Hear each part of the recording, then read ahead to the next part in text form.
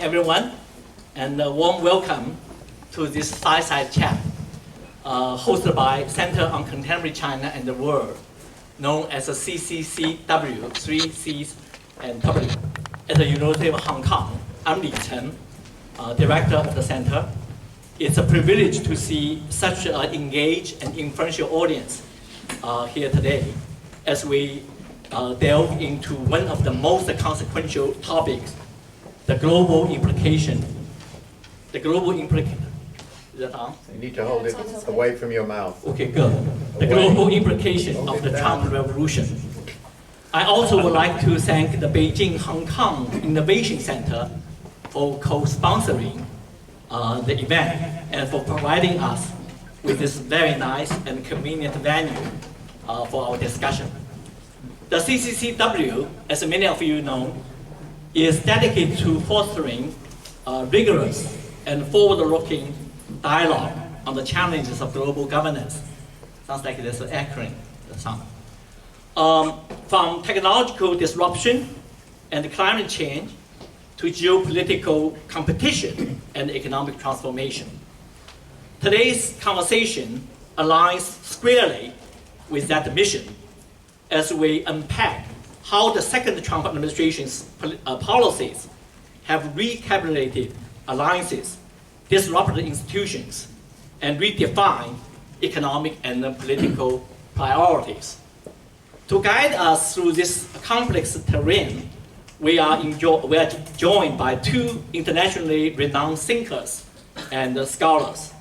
Mr. Martin Wolf, Chief Economics Commentator at the Financial Times, and Dr. Jin Keyu, Professor of Economics at both Harvard University and the Hong Kong University of Science and Technology. She actually continues to hold a position at the London School of Economics, so 3 positions. And Martin Wolf needs little introduction to those who follow global governance or global economics. For decades, his incisive commentary has dissected crisis, especially the fragile interplay between democracy and capitalism. His recent book, The Crisis of Democratic Capitalism, cannot be more timely, offering a critical lens through which to view today's political upheavals. A recipient of many honorary doctoral degrees and also countless awards, including most prestigious CBE, Martin brings unparalleled insights into how policy decisions ripple across the borders. Dr. Jin Keyu, meanwhile, bridges the world of academia and the real policy world. Author of a recent best-selling book titled The New China Playbook, she has become a vital interpreter of China's evolving economic strategy and the global implications. With a Harvard-trained economic perspective and the roles advising institutions in China, like China Financial Holding, Dr. Jin offers a unique vantage point on what China's rise means for multilateralism, trade, and power dynamics. Dr. Jin will move to Hong Kong later this year and join the faculty of Hong Kong UST. I'm particularly thrilled and pleased that she's also one of our CCCW fellows, senior fellow, and really wonderful to feature you. And before we begin, a quick note. This event is on the record, and you are welcome to take photos, but we ask that you refrain from recording the presentation, as an official video will be posted on our website in a few days. As the moderator of this fireside chat, I will begin with a conversation with the 2 speakers, and we'll give them plenty of time for their comments and the conversation. In the final 20 or 25 minutes, I will open for the floor for audience questions. So now let me move to here to moderate the fireside chat.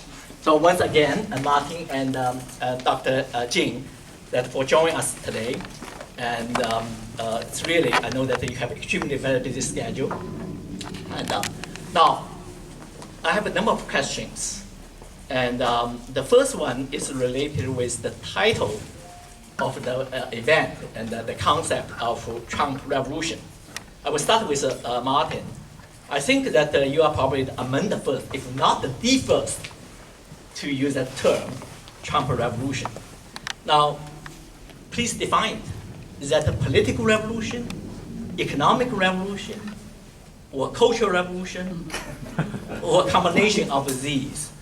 And how disruptive will it be for the United States and for the world as it continues and expands?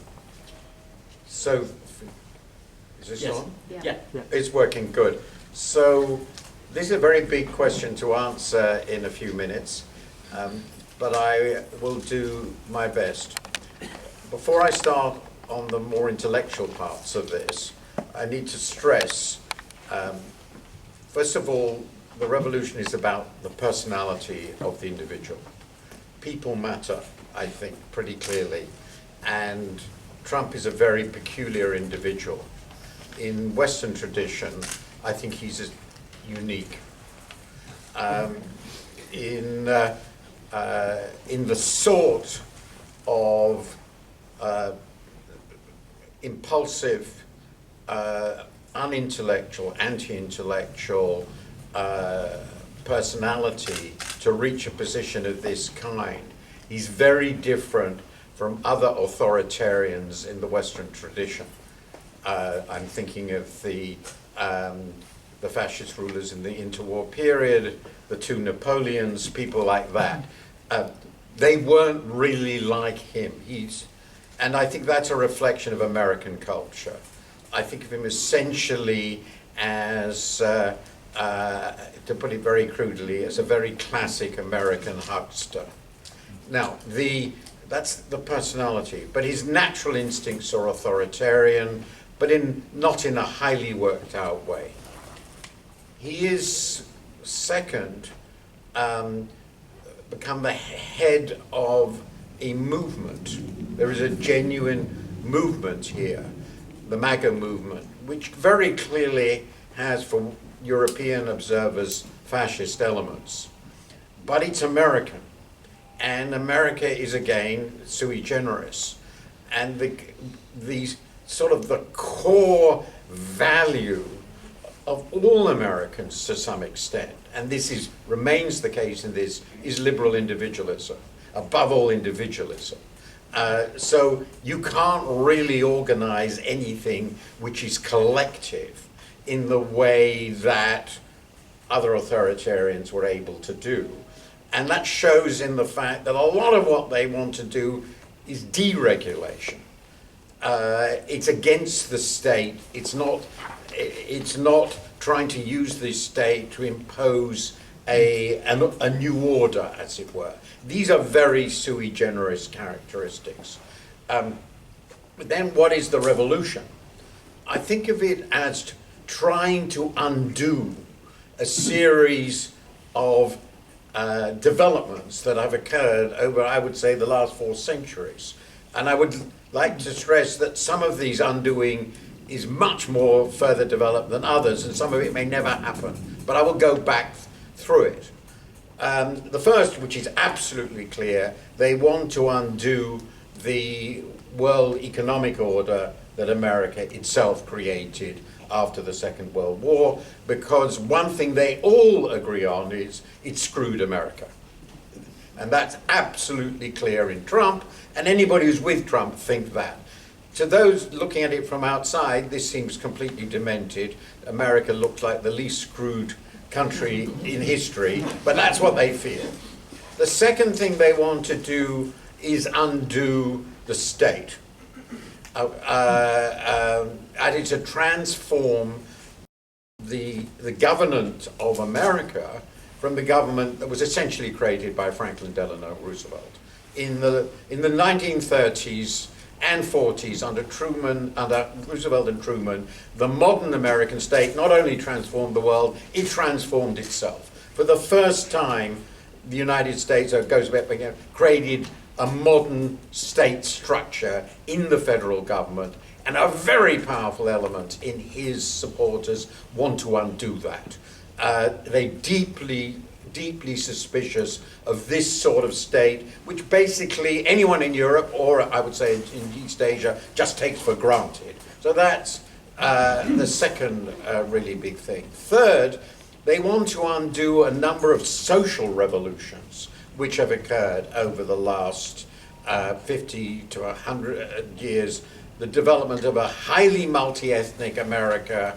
There are clear elements in this movement, though it's not the core, who are really never liked civil rights. And of course, there's a very clear elements in this coalition, very clear, that really don't like the liberation of women. And that's another reactionary element. Now, if you start going further back, and I'll just add a couple more things they would like to undo, they really don't much like the Constitution. Because the Constitution was a modern expression of what had happened in England in the 17th and 18th centuries. I don't want to go into all of that, but one key element in the Constitution is that the executive is subordinate to the law and to Parliament, okay, Congress. And the people who run this administration don't like either of these facts, and they wish to overturn it. In that sense, it's classic authoritarianism. And finally, to me, most fascinating, I could go on with this, but this will be the end of it, they're really not at all sure about the Enlightenment. That is to say, they really don't much like science. Science is very unpleasant if it reaches conclusions that emotionally they dislike. And you can see that in many, many areas. So this is a revolutionary, reactionary movement at the head of which is a very extraordinary, unique figure in American history and in the world, and it's uniquely American at the same time.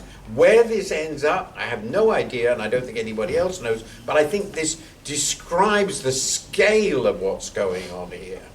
And I do think that maybe since China broadly has gone through a number of revolutionary episodes in the last 120 years, you probably can recognize some of this. Well, thank you so much for that very powerful, account, both on Trump and also on the nature of the revolution, the potential impact. You even went back for 3 or 4 centuries back. So the stake is certainly very high. I will go back to you. But before that, let me ask Professor Jin Keyu. And of course, I also wanted you to see what extent you agree with Martin. But as someone who is exceptionally well positioned to observe such a drastic transformation from both within and without, and I'm very intrigued by your observation. You began to study at a high school at the age of 14, and then continue 9 years study as undergraduate and graduate at Harvard, and then 15 years teaching at the London School of Economics. So you know the 3 continents very well. And so I have a 2-part question. First, what went wrong in your view, especially in terms of economic structure in the United States? And by and large, Trump was elected probably because of swing states, probably because of economic issues.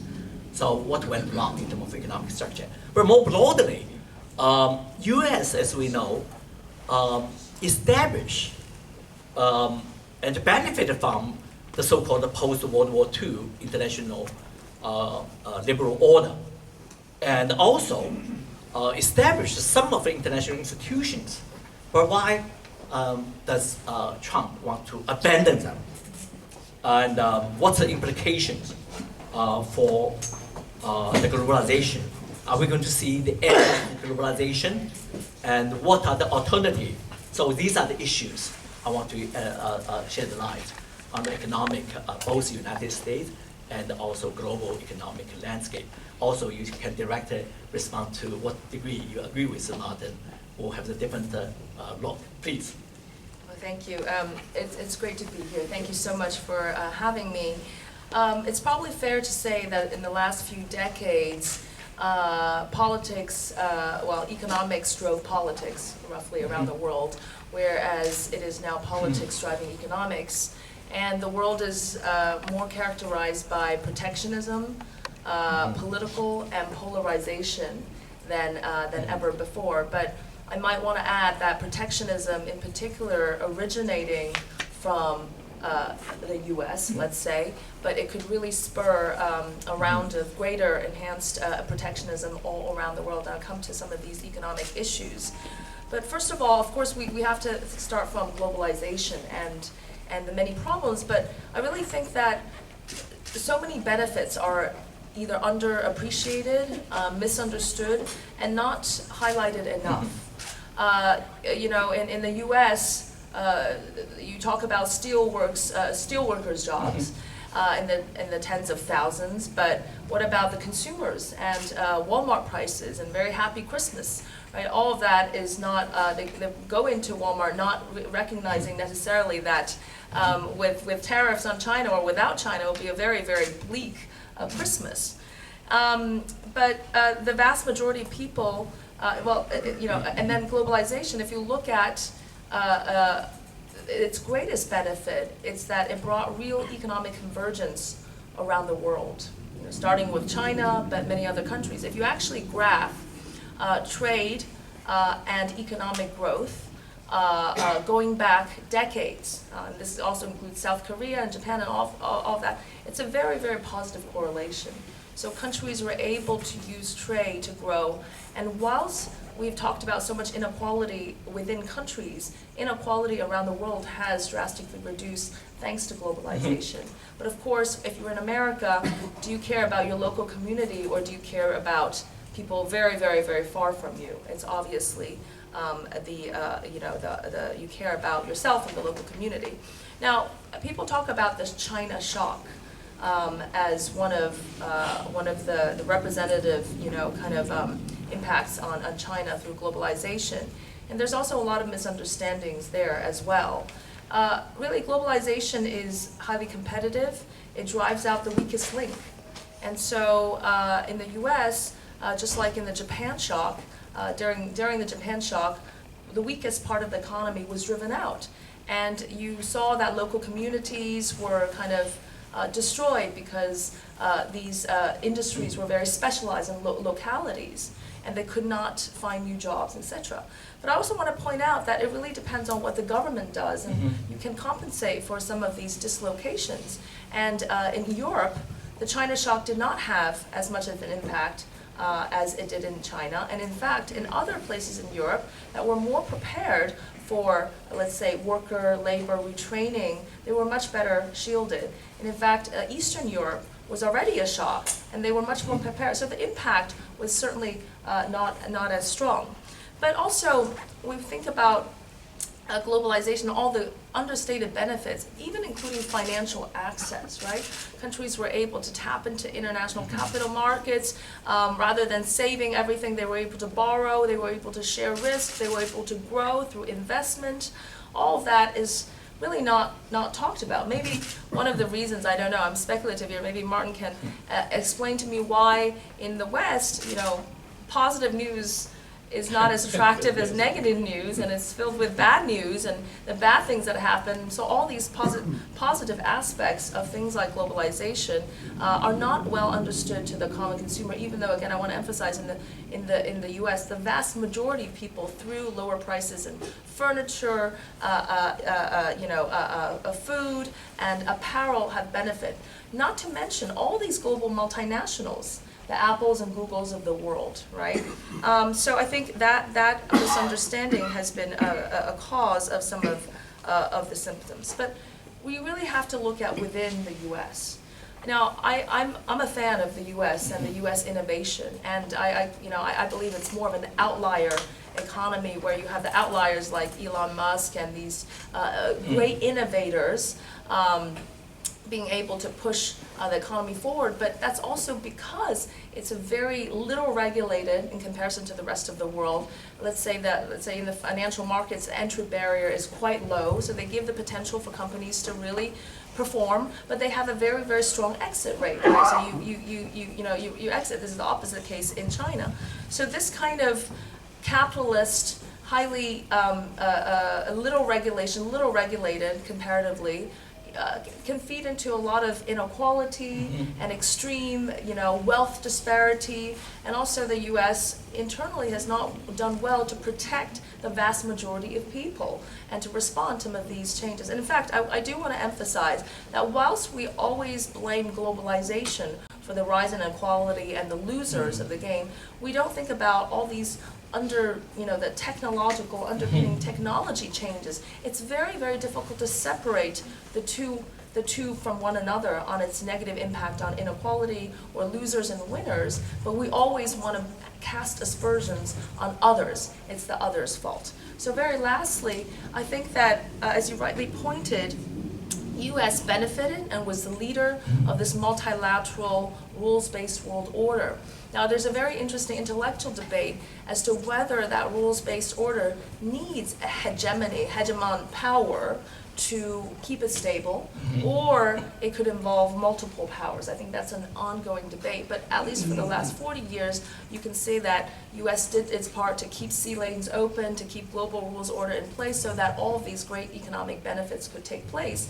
And now why are they destroying it even though they were, also the beneficiaries of that? And so, again, I want to turn to the last, as a summary, it's a very protectionist, polarized, and political world. And I have some patterns I want to share about geoeconomics, but maybe I'll... Sure. Yeah. Well, great for that very comprehensive response. And one thing is, look at the United States, maybe some of Western countries, kind of financial institution or some political elites or economic elites benefited, but not the majority.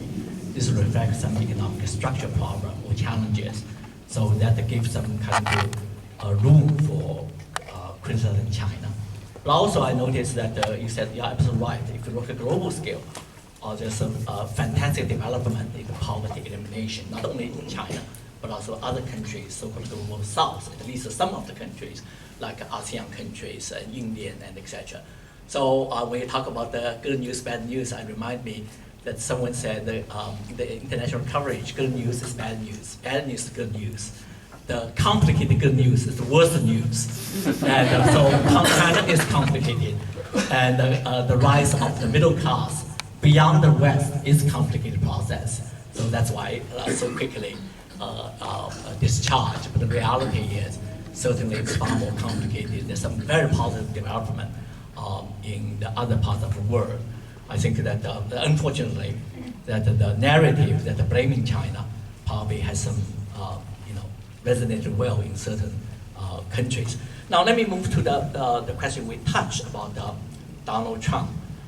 It occurs to me that the most analysts in the United States, in Europe, and the other parts of the world, including China, tend to attribute the disruption and dramatic changes in the United States to President Donald Trump. And, but I believe you may also agree, Trump is a product or symptom of the political economic trends in the United States. So he may not be a root cause or the cause. Now, he was elected for a second time with a sweeping victory. The first time you can say is random. The second time, at least that he got some major victory in terms of both general votes and the also electoral votes. Now the root cause of problem is probably much deeper, even as Donald Trump has surely accelerated the process. So if President Trump is the cause, does that mean that the Trump revolution could be short-term phenomenon, not a long-term? So do you see the Trump era as a temporary reselection or a permanent solidification of a trend in a reactionary or conservative society in the United States? So what's your view about Trump as a symptom and product or as a cause? Because this is related with our forecast about the long-term future. Martin, start with you. So I think the two questions can be separated because, to some degree, because whatever the causes were, I think what is now going on is a fundamental break. Now we can discuss how fundamental it is, and we can discuss that. But when things have happened of the kind we're now seeing, and this is still the beginning of the administration, we are experiencing phenomena which we didn't expect, and that won't easily be forgotten. That has permanent effects. But on the first point, clearly Trump is a product of very profound social and economic change. In my book, which discusses all the subjects Kay was discussing at great length, my most recent one, The Crisis of Democratic Capitalism, I would summarize this in a way which is sort of implicit in what Kay was saying, is that relative performances matter. Mm-hmm. So the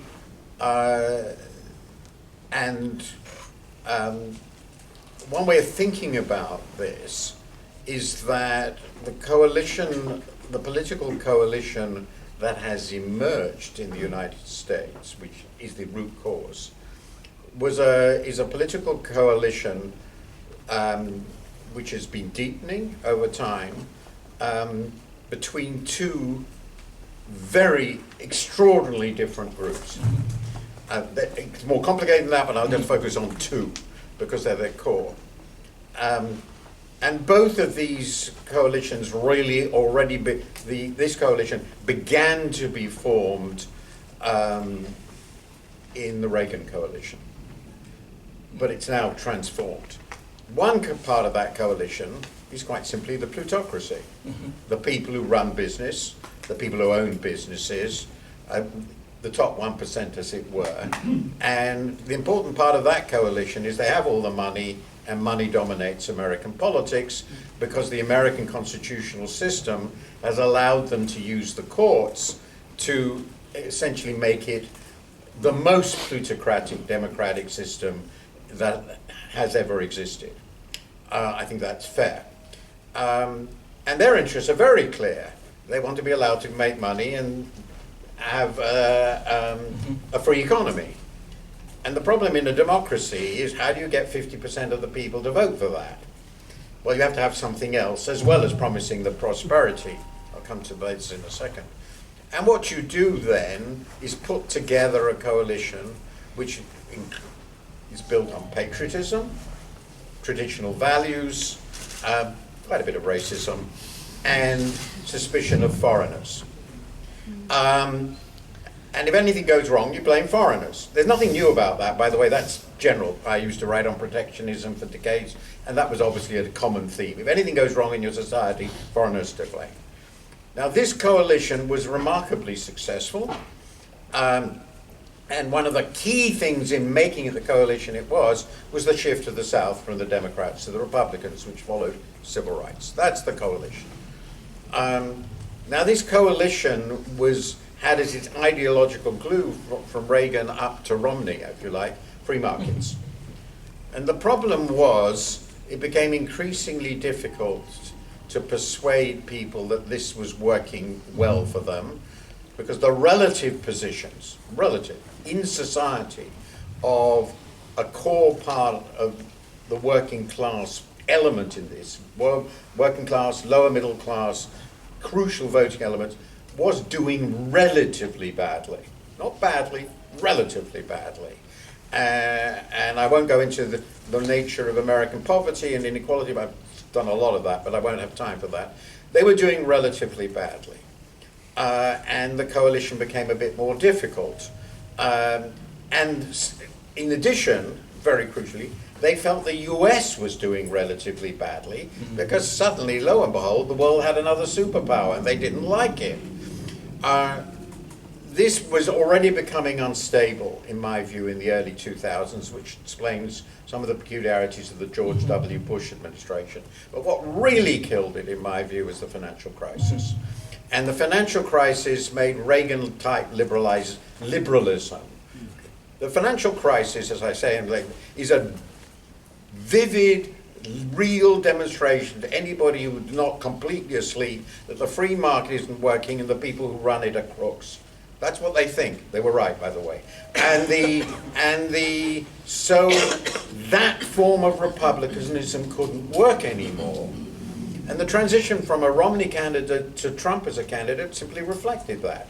It shifted to the other side of a classic center-right coalition of the type I mentioned, one that is emphasized, still got free markets, the plutocrats still got what they want, very, very important, but it also now really emphasized traditional social values, nationalism, patriotism, paranoia. And that becomes the theme. And Trump happens to be a genius, a genuine genius, at articulating that sort of attitude to the world. So from Romney to Trump, within the same fundamental coalition, was a reflection of the desperate need to find a new ideology. And that's the new ideology. And the essential theme of it is, if everything has gone wrong for you, is because somebody unpleasant, mostly abroad, or a member of university-educated elites are doing you in. So that's and we've seen coalitions like that before. The Nazi coalition was very similar, but in a very different political context. So that, I think, is why we are where we are. Now, then that gets to the question of, is this reversible? And if so, how? And there are two elements of this, which I think we just have to focus on. The first is that the United States is now behaving in ways that most people, that nobody has seen in their lifetimes. I mean, I was born in the year after the Second World War, so I can say that with some confidence. And therefore, you'd have to be 90 and over to have seen, you'd have to be born before 41, and long before 41, to have seen a different US, the Lindbergh US. Everybody here knows what I'm referring to, I hope. So the point is, we now recognize that the US that we relied on, trusted, whose commitments we believed in, and that's going to be true if you're an enemy or a friend, this US isn't there anymore. It can suddenly change. And to me, the thing that captures this better than anything else, because it's sort of such a wonderful chop, the two things, is the fact that Canada is now enemy number one, and enemy number two is Ukraine. This is not the US we knew. And you can't forget that, right? Even if you were defeated and to go away, you can't forget that. It's a fundamental reality that the most reliable element in the international order is no longer there. So in that sense, it cannot be reversed. But I would make one other point. There is no doubt at all, absolutely none, I've been writing this since 2016, but it's now really beyond doubt, that the people in this administration have revolutionary ambitions. And their revolutionary ambitions consist quite obviously of the overthrow of absolutely core elements of the Republic, of which the most important by far is the division of power between the courts, the Congress, and the President. They wish to make the President absolutely primary. Their theory of the executive says this. This is what you and I would call a dictatorship, an individual dictatorship, not one in a collective structure like a party. So the key is, and I don't think that will be overturned. I believe, I hope I'm wrong, I really hope I'm wrong, but I will be really, really surprised if the next presidential election were a fair one. In which case, it's been transformed in a much more profound way, even it is. But whatever it is, this is a different world. Well, I want to ask Professor Jin about the next election very soon. But before that, I have a very specific question for Martin. Some people in the US worry that Trump will stay for the third term. What's the chance? 10%? 25%? 50%? 75%? Just choose. I don't think it's that important. I don't know. It's quite old. The question is not whether he will stay on. We know he's not immortal, so, and he's close to 80 now, isn't he? So, he's not a young man. The question is, how will the succession work? And will the succession be determined by a fair and open presidential election of the type we're familiar, or will he choose a successor in one way or another who is then guaranteed to win? Okay. And my instinct is that it will be the latter. And my own view is that's about 75%. I've had debates, but I would say this. I have a number of very good American friends who are passionate liberals, and of course they're much more optimistic. But in one conversation I had with somebody like this person said it was a 25% chance that this will happen. Yeah. That's extraordinary. So there is a loss of confidence in the basic institutions of the Republic, and I'm just more pessimistic than they are. That's probably because my parents were refugees from Hitler's Europe. Yeah. But it's clear that something very profound is going on, which might rule out the continuation of the electoral process as we know it. Well, follow up to that. Last election, economic issue played a very, very important role. Absolutely. As Professor Jin, you are keenly aware, tariff may further enhance inflation and economic problems. Most economists believe that the Trump solution actually will enhance the problem. So that will affect the election, midterm, and also 2028. So what's your assessment about the economic situation? Does Trump provide the right solution? If not, how that affect American public opinion? You are the expert of the economy, not only China, but also US and Europe, etc. What's your assessment? So first of all, let me start with a basic statistic to answer your question, right?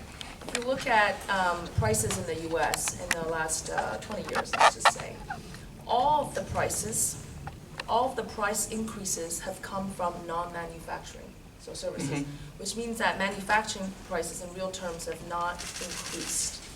That's quite extraordinary. And the reason is China. And you see today that China anchors global manufacturing prices. Just like the US interest rate anchors global financial conditions, it's the same thing. You look at OECD countries, their manufacturing prices are more correlated with China's manufacturing prices than they are with their own GDP. Okay? So this tells you that whether you trade directly or indirectly with China, you're going to be affected by this round of tariffs. And it's not just about the US, it's global. It's not just the final goods, it's all the intermediate products will all be affected everywhere. And that is going to lead to price increases. We've already seen that.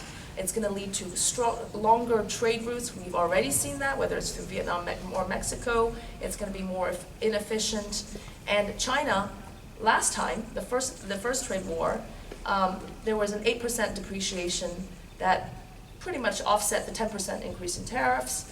This time, I think they will be loath to do that. They will not they will not cut into the Chinese manufacturers' profitability, but they will be spill over into American prices. So consumers will certainly bear that.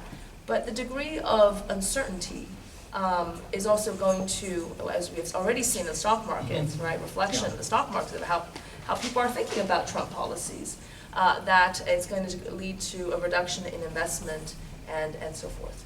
Well, so well said, and also we heard the news, and some of us were in Beijing for the China Development Forum, and many foreign entrepreneurs in China. I think that at least in my observation, there are 3 people serve as the messages for President Donald Trump to try to, including Senator. And sounds like Donald Trump wants to visit China or invite President Xi Jinping to US. Certainly that he will continue to push trade tariff issue, but also sounds like he needs China not only in geopolitical landscape, in terms of Ukraine war, in terms of North Korea, but also economic front. In what areas, Professor Jin, you think that the economic interdependence or mutual beneficial that through that the possible Donald Trump visit in the economic front? Your take. Yeah. So I want to add to the last point that we have not seen the U.S. exchange rate being so high and interest rate being so high in many, many years, even more than a decade. And this winter, when I was also with Martin in Davos, the kind of financial optimism of the U.S. Reminded some keen observers of the economy of 2007. So might I just add that where the U.S. economy is going forward, especially with the extra shocks that Trump is imposing, is not as rosy as some believe. And even, as we see around here, investors coming back, warming up towards China again, saying, actually last year China was ininvestable. This year is, where should we put our money in China? Last year was, I was still debating foreign policy on peak China, and now suddenly it's the DeepSeek moment, yes. Right? So you can see the pendulum swings, and I would say if you look at the data again, the U.S. has not been, has not garnered the highest equity returns forever. Every decade there was one asset class different that was actually performed Sure. better. So we cannot take these assumptions of the last few years as given. I think on economic integration with China is quite obvious. The Apples of the world, the Teslas of the world.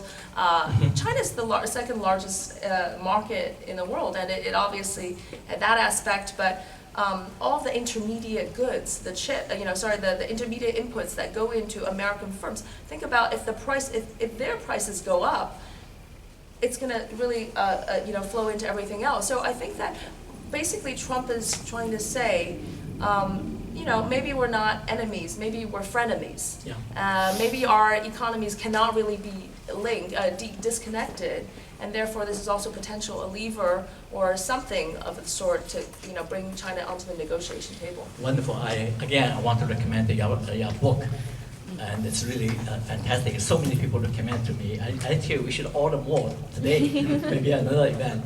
I mean, it's really, you have to be consistent. Talk about the China's strengths, China's leverage, not like so many people just very quickly change. Now, I'll come to my last question before opening the floor about China-EU relations. I cannot find better people like you too. And I start with Martin. What are the top concerns in the EU regarding China? Of course, if you want to say some of the lessons you want to learn in the previous years, you're also welcome. But the real question is probably that it's more for Chinese decision makers, what they should improve. Now, so it's related with top concern of EU country about China. Let me give you four choices. Strong bonds between China and Russia, especially regarding Ukraine war. Number one. Number two, China's industrial policy, the so-called Made in China 2035, even including EV, really give tremendous pressure on countries like Germany and many others. Number three, the so-called China's sharp power influence domestic politics in Europe. I think the US probably influence more, shape more, right? Look at the J.D. Vance talk in the Munich Security Conference. I was in the audience, European audience, very, very resentful that this utterly interference of the European domestic politics. China's military modernization in South China Sea, Taiwan Strait, etc. And finally, human rights issues. Maybe there's more. What's your what's the top concern? So I'm going to put this, as I've tried to so far, quite starkly. So I think probably in their hearts, intelligent Europeans think something like this. We've just woken up to realize that we're quite economically big, but incredibly fragile, and we have two major enemies, not one. And one of them is the US, and the other is China. And now, so what do we do? And I think the fair view is that the worries Europeans have had about their future as a continent, as a civilization, as a political entity, have reached higher levels than I've seen in my lifetime, which is a fairly long time ago. It is always worth remembering, I like reminding people, that in the first decade of the last century, Europe was far and away the biggest economy in the world, but it was divided and proceeded to commit suicide through war. Now this is where we are. The problems with the US are now pretty obvious, you've mentioned them. The problems with China are, it's huge, it's powerful, and we don't understand how it operates. But more specific, that's the general. The specific problems are, it took from our point of view the wrong side in the Ukraine war. And the Ukraine war is not a trivial local war from our point of view. Half of Europe was occupied by Russia. It has not been forgotten. And Russia is clearly the major military power of the continent, and this frightens us. And America's just gone. So China-backed Russia is terrifying. Absolutely clear. Second, Europe has done a dismal job. I can give you my hour-long talk on why in developing a new economy, and its old economy is spectacularly vulnerable to China, and above all, that's affecting the heart of the European economy, which is Germany, as you mentioned. At the same time, on the other side, we have a lot of interests in common with China. We want to preserve the open world trading order. I think we both share that. We actually both recognize that climate is a serious issue. And we have no fundamental geostrategic rivalries with China. I mean, if you leave aside Russia, we don't care, in honest truth, what happens in the South China Sea. Nothing to do with us. So my view is there's a lot of suspicion, there's a lot of fear, but there is the potential for a perfectly reasonable working relationship if we sort out China's relationships with Europe and Russia. Maybe Trump will help there, it's possible.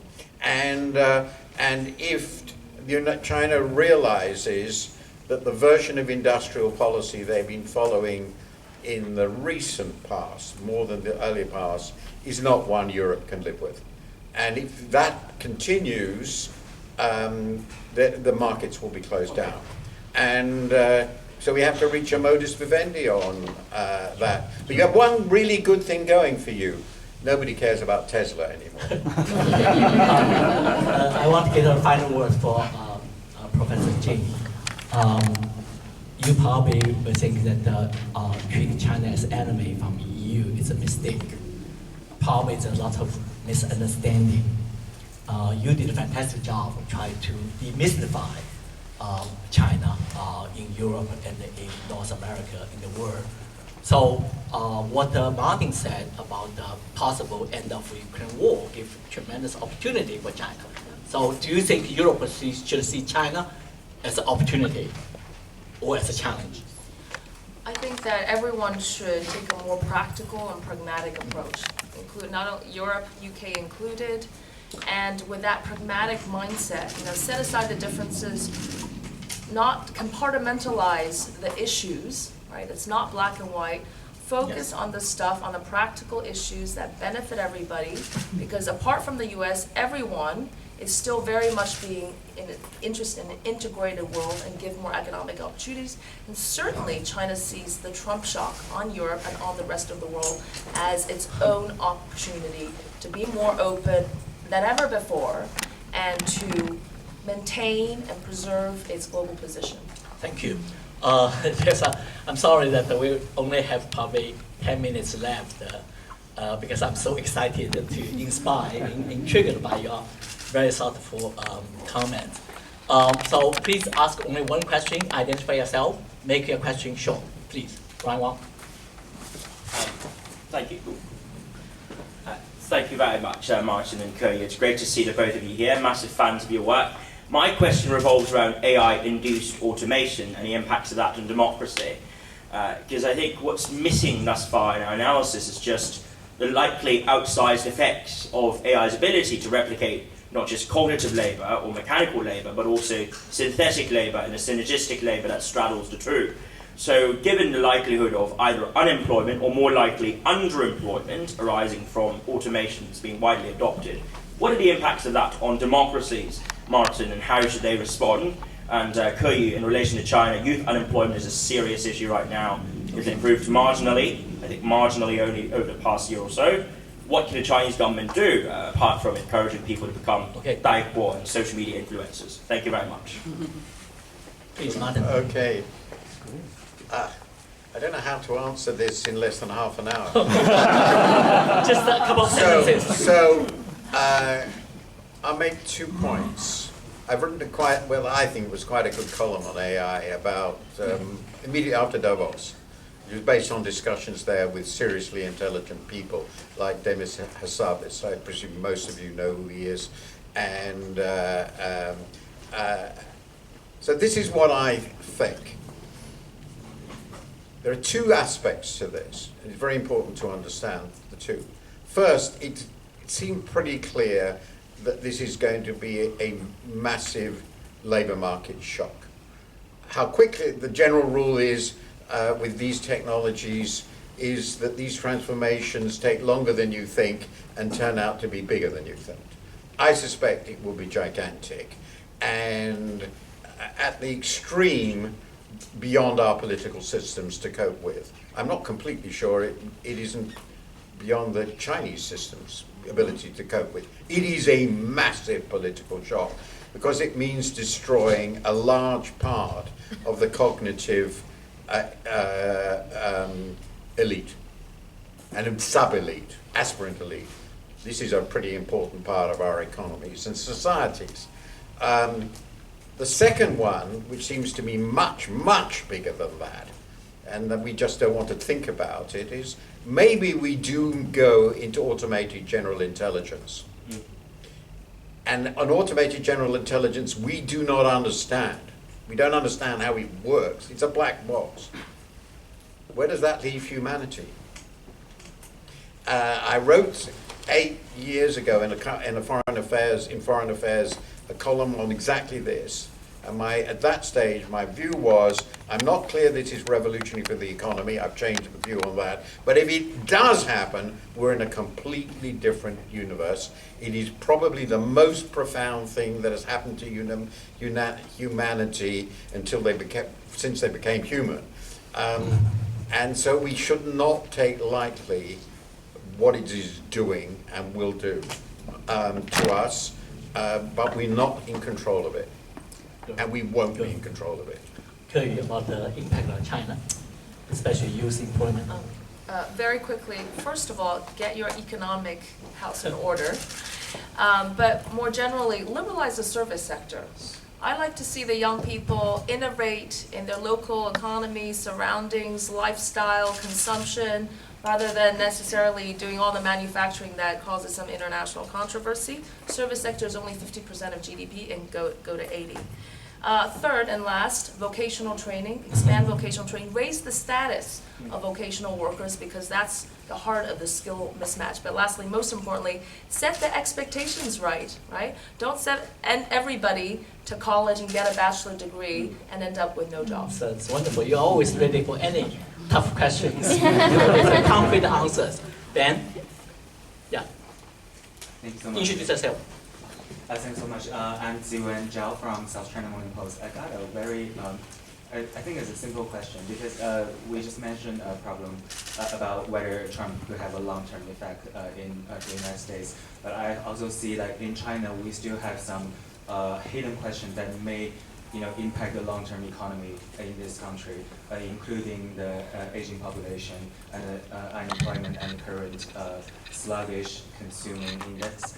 And so I want to know, in the long term, if China facing this kind of like a structural problem, how will China-U.S. rhetoric go? Yeah, we hold on the answer. We have Joseph, a question.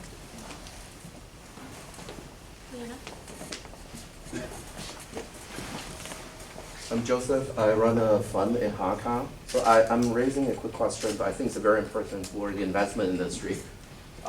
What do you think is Trump's view about Taiwan? I think it's going to be different from Biden's view based on his stance on Ukraine, as we all have seen. So I think it's a billion-dollar question, or trillion-dollar question. If there is a war with Taiwan, will the U.S. government send the troops to protect Taiwan or not? Okay. Last question. In the back. Yeah. The young man. Yeah. So, sorry, all the questions. Hong Kong U is not a male club, and I hope that there's more questions on women, but it's okay. Yeah, please. Thank you for the question. There is a kind of conspiracy theory, say all the tariff thing, the annex Canada thing, is a kind of engineered recession in order to lower the interest rate so that U.S. can do the debt restructuring. That's the viewpoint of some top investors like Ray Dalio. Okay. What's your take on that? Yeah. Last question. You too many questions. Yes. My name is Michelle. I'm the China economist at SocGen. So my question is, what's the chance of a deal if Xi and Trump meet in or June? They don't. How do you know June? Because their birthdays are in June. Okay, so yeah, we finished this round. So you pick up any questions you want to answer.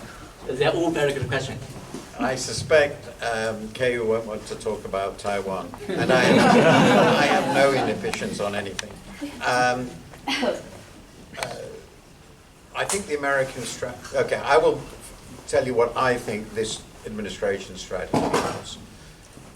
It is to move strategically important business assets of Taiwan out of Taiwan into the United States, or duplicate them in the United States as quickly as possible.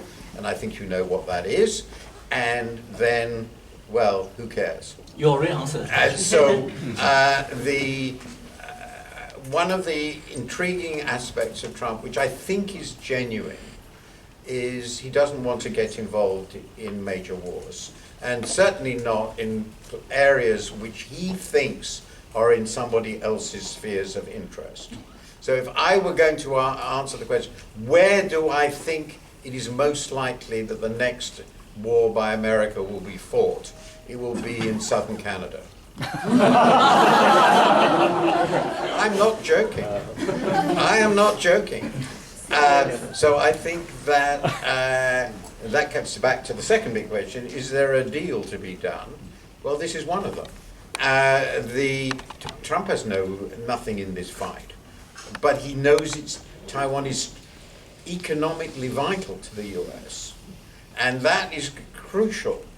This administration is not going to fight a war anywhere for freedom and human rights and democracy. It doesn't care about them. So this is, you have to think of it in a different lens. I think there's a perfectly viable deal between US and China on the basis of great power, mutual self-interest. There will be some difficult areas like trade, and China will be made clear that the sort of trade expansion that we saw in the early part of this century is never going to be repeated. But this is a deal, it seems to me, both sides can reach, because neither of them think, under these administrations, think their vital interests clash. And that is a relatively optimistic view, in a sense. Think of Trump as somebody running a 19th century great power, which wants to dominate the hemisphere. It's very obsessed with the Arctic, as we know. It certainly wants to control South America, and the rest of the world, who cares? Well, you have been fair to Trump. I was really kind of surprised to hear what he said. He really wanted peace. Yes. I'm trying to be objective and Okay, based sure. on what's going on, I mean, on the facts as I see them. You know, on one hand, he is known for isolationism. Yeah. But at the same time, he is also known for expansionism, particularly regarding some areas in Western Hemisphere. You know, you mentioned about Canada. You talk There's about no conflict there. That's traditional American policy. Goes back to George Washington. Madison. There's nothing new about this. Oh, no, but you also see that he's surrounded by very hawkish people, in the administration, and the U.S. Military presence is still very strong. And if for some incident, the U.S. under attack or whatever, things could drastically change. Now, Donald Trump, I agree with you, probably does not want a war. He is not ideological, but he's very political. In that regard, we cannot expect what action he will take. So you already answered that question. So we move to get 5 words for Jin Keyu. There's some economic questions, and because of time, I apologize that the time limits. Yes. Yes. I'm probably one of the minority views that I don't think demographics old age is really China's key problem here, because let's not forget our hundreds of millions of rural residents that are still undereducated and underemployed, not part of the integrated economy, without proper rural land rights, and the structural issues of low consumption has a lot to do with the fact that so much of the money that the local governments have from real estate is directed to nurturing champions. Not DeepSeek, unfortunately, that's not one of them, but many, many others like NEO and others, rather than spending on social services that increase protection and allow people to consume more. So that's some of the structural issues that I think are much more important. That hundreds of millions of people at the lower class income than old age demographics, and that was following just the AI question. Who knows what it means to be part of the labor and what it can substitute and what people really should do? I don't think there is a shortage of labor. And very lastly, rather than a conspiracy theory of Trump, I would argue that it's more of conflicting desires that actually make no economic sense, that you want weak exchange rates in addition to large capital inflows into the US and very low inflation in light of everything he's doing. So I think he should come back to our economics class. My students would probably get a better grade. Thank you. Well, you should read please. my column this morning, which basically says everybody's trying to put lipstick on a pig, which is exactly the same point Keyu made, but in less diplomatic language. Well, actually, this is not the first time you have a conversation. I noticed that you interview Keyu on the China's economic situation, so it's available. You can search their name, and also Keyu just wrote some of the very important pieces about Chinese economy. Why China's challenges, maybe it's a growing pain, which I agree with you, and also available in CCCW's website. We have regularly translated English work to our audience. So I want the audience to join me. I learned a great deal from that conversation. You are both inspiring in your very objective view, forward-looking, critical, but at the same time maintain some hope. I think with that spirit that I want the audience to give a round of applause.